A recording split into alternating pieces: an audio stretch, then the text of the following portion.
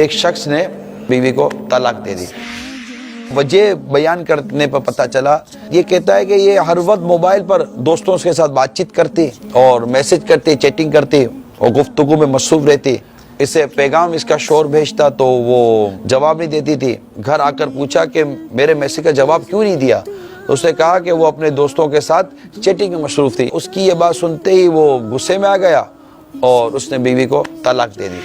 کہتے کہ اس نے کئی مرتبہ بیوی کو سمجھایا تھا کہ گھر پر توجہ دو، لیکن وہ اس کی بات کو نظر انداز کر دیتی تھی اور موبائل پر لگی رہتی تھی. کہ سوشل میڈیا اور یہ جو موبائل ٹیلی فونیا ہے نا، یہ اس وقت طلاق کے بڑھنے اور گھر کے ٹوٹنے کا بہت بڑا سبب بن رہا ہے. آپ یہ غور کر لیں، جو اسپیشلی جو اسلامی بہنیں ہیں، ٹھیک ہے آپ کے پاس اگر موبائل ہے یا یہ وہ ہے، موبائل کی وجہ سے، موبائل پہ گفتگو کرنے کی وجہ سے، موبائل پر لگے رہنے کی وجہ سے آپ کے گھر کا بہت نقصان ہو سکتا ہے.